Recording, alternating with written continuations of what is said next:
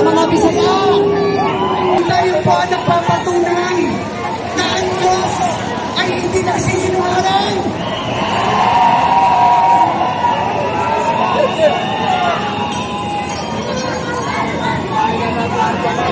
Pinakita po ng Diyos kung ano ang katotohanan.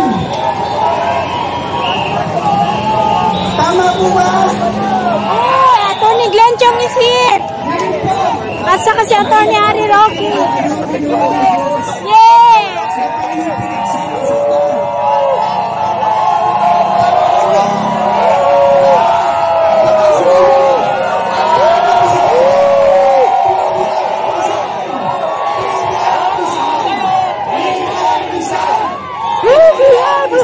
Vlogger, atras lang! Atras yung mga vlogger doon! Atras yung mga vlogger! Mga vlogger!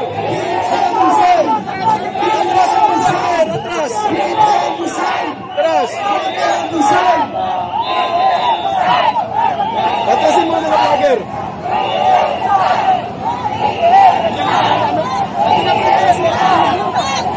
Sumagan si Atty. Glenn Chong, Atty. Harry Roque. So, ayan guys. Dinumog si Atty. Glenn Chong. Ay, hindi na pala attorney. Dinisbar ni Madam Lisa pala. Spokes Harry at saka si Glenn Chong. Kung sino kayo na nagmamahal sa kasambayan at sa ating bansa, paano mo natin pinahal? Tubig, pagkain, kailangan po natin dito dahil hindi na po kami aalis dito.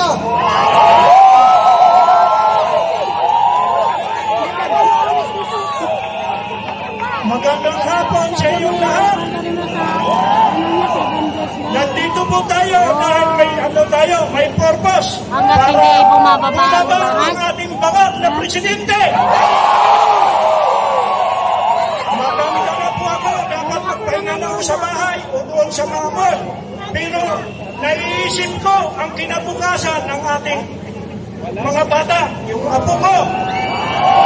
Apo natin, pag hindi po tayo magkaisa ngayong gabi, hindi mo magiging successful ang ano natin, yung purpose.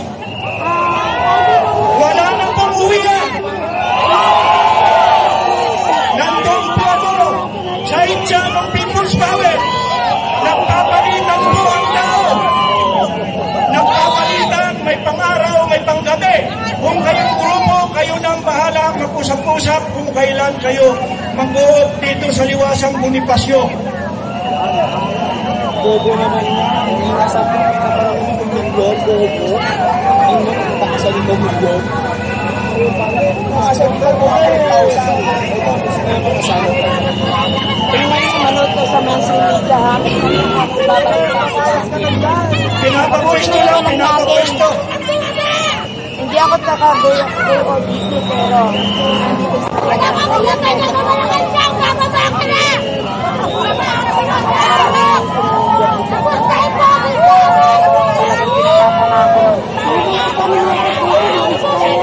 pinapapwesto lang, dito tayo sa harapan daw.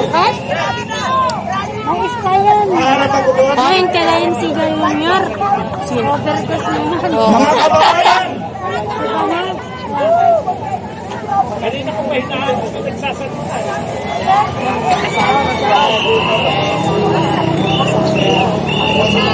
Atty.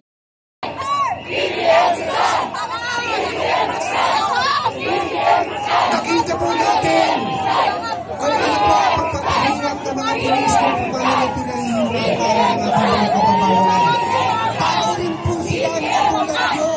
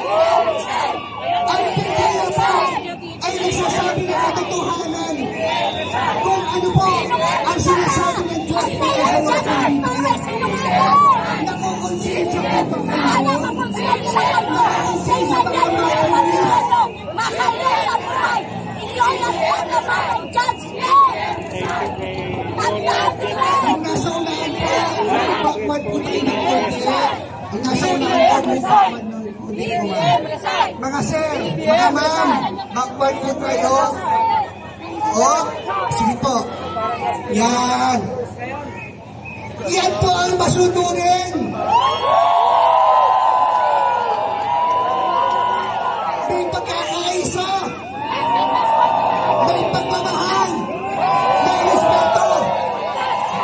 May unity. Yan ang mga anak ng Diyos. Yung mga nasa likod po. Mga nasa puno. Nagsama na po tayo sa gitna. Nagsama-sama na po tayo. Ipakita po natin ang pagmamahal sa taong bayan. Ipakita po natin ang pagmamahal sa bansang Pilipinas. Huwag po natin daanin sa lahat. Ang sa atin po, ipakita po natin kung tayo po ay isang masunuring Pilipino.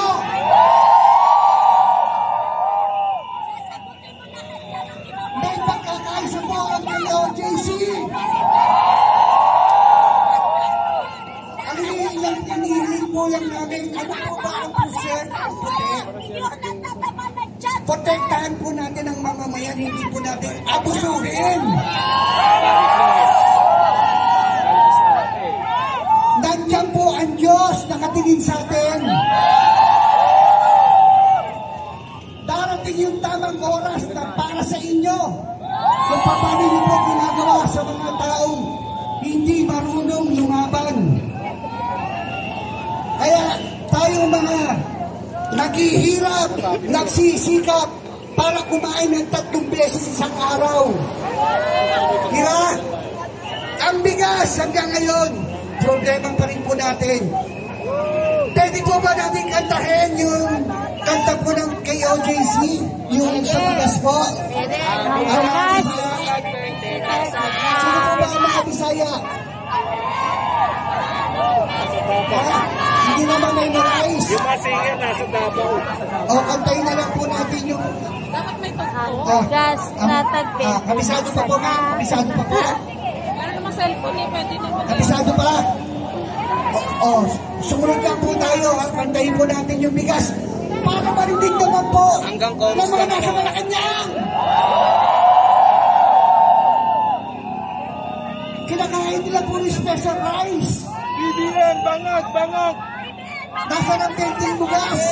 Bangag ang presidente po. BBM resign. Binasa ko yan guys ha. Ito. Ang bugas